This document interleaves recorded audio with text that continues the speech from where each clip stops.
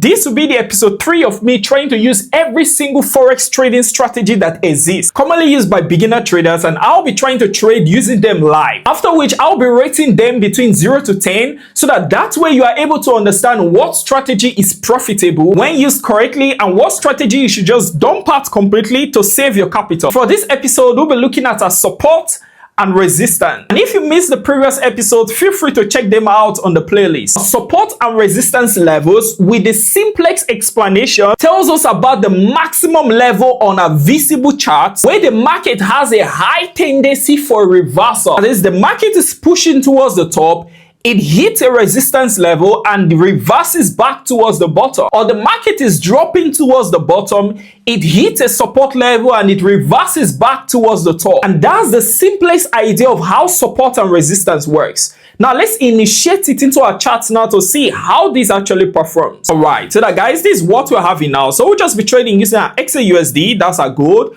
right? And then the time frame that we'll be using today will just be strictly a 15 minutes time frame, and then the leverage we'll be using will be a 1 to 2,000 leverage, not unlimited, just 1 to 2,000 leverage. And then the amount of capital that we'll be using, you can see that this is about $480. That was just what we'll be using now. And if you want to use this broker, the link is already in the description box. Feel free to use it if you want to. The very first thing we can see now on a chart is a support level, right? Now, in mapping out a support level, we can easily see that our range is just playing around the spot here. You can easily see that, right? So what can I do? I can easily just map this out, right? I can easily just map this out.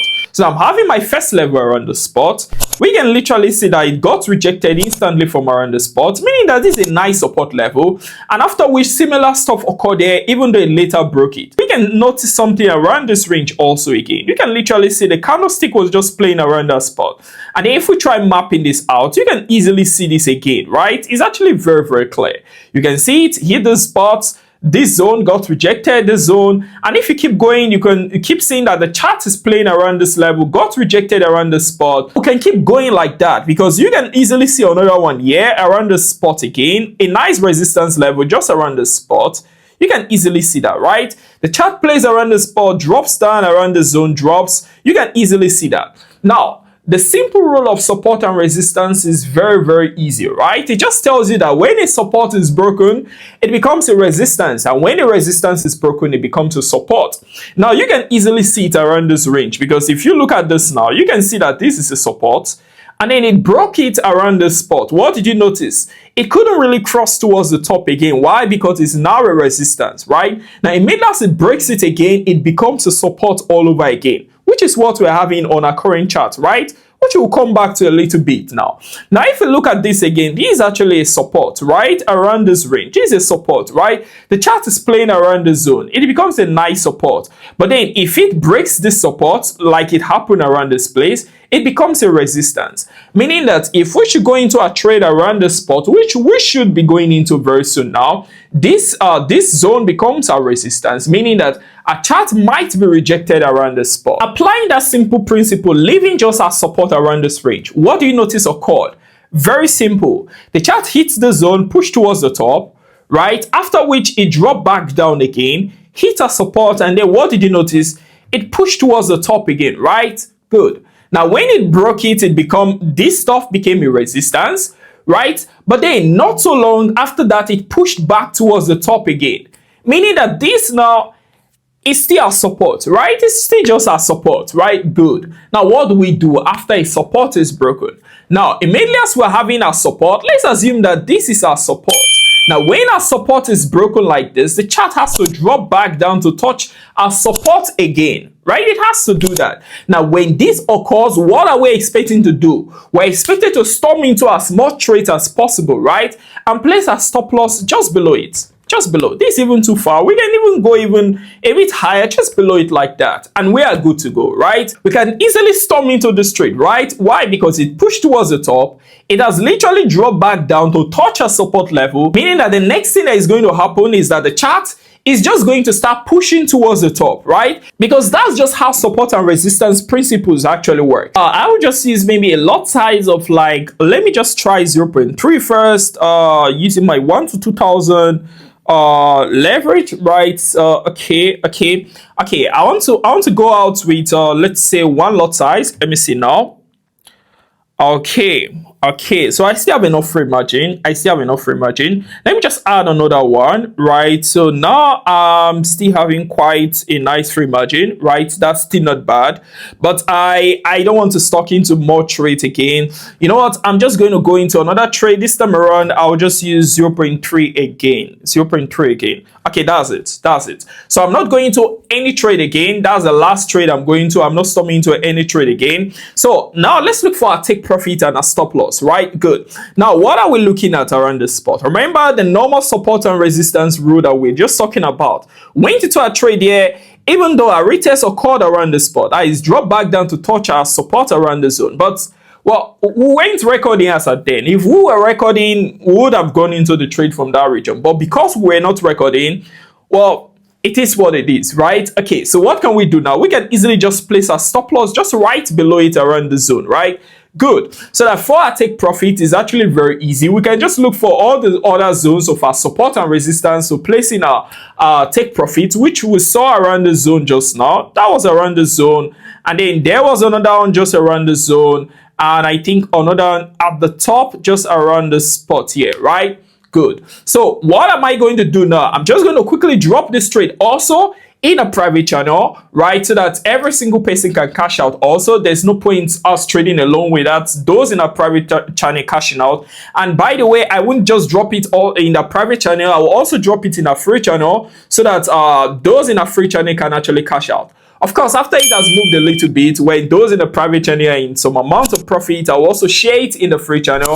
Maybe after the first or second take profit has been hit on the private channel, I'll also share it in the free channel so that every single person can cash out. So let me quickly drop that now. Okay, now every single person is in this trade now. We are all together. All we just simply need to do now is to wait for the next few minutes and see how this actually goes. So this is actually looking very, very clean now, right? So now we're running just over 1.9k. You can actually see that this is actually very clean. By the way, those on our private channel, first take profit has already been hit, right? So first take profit has now been smashed, right? Really smoothly like that. So what we're just going to do now is I would want to add in some more trades, but our capital is just $480. And I'm not planning on doing any flipping or anything today. Let's just trade normally, guys. Let's just trade normally. So we are having just approximately $2,000 now from what I can see, right? Which is actually very good.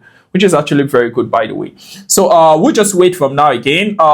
Basically where we're expecting it again to hit is our next level of resistance, right? Now the momentum is actually very, very good because it's on an uptrend. So there's a high possibility of it breaking our resistance compared to it breaking our support, right? So you see that's a nice thing about trading with our trend. So we're running just about 3.4k now, 3.4k. Now so far so good. I will tell you that support and resistance has been performing very, very well, right? Very, very well. Now guys, don't be confused. If you notice in this case, we didn't really get a lot of drawdown. I think the maximum drawdown we had was about 20 something, 30 something. I'm not sure. If you remember, you can write it there.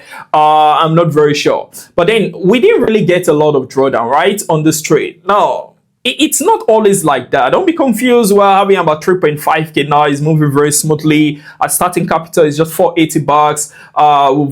We've more than quadrupled these accounts already and all. Now it's not always like that. Don't be confused, right? Now sometimes our support and resistance can also still just go wrong into some crazy drawdown and all of those. Also, it's also still possible, right? But then towards the end of this video, I'm going to give you the summary. Depends, because this trade is not done yet. We've only hit our first and second take profit now. By the way, I didn't tell you that. So we've hit our first and second take profit now, which is actually very, very good, right? So for the now, I'm not rating support and resistance yet, right? So far so good. It's performing very well. You can even see that it's performing excellently well.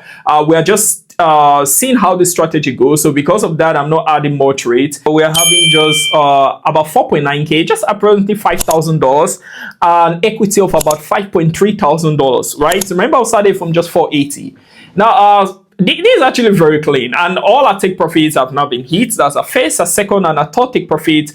They were literally hit nicely or damaged successfully, which is actually very great. Let's just shut down all of our trades, right? Let's just close this trade for the sake of this video. So we're having now just about $5,200, $5,298. Okay, approximately $5,300.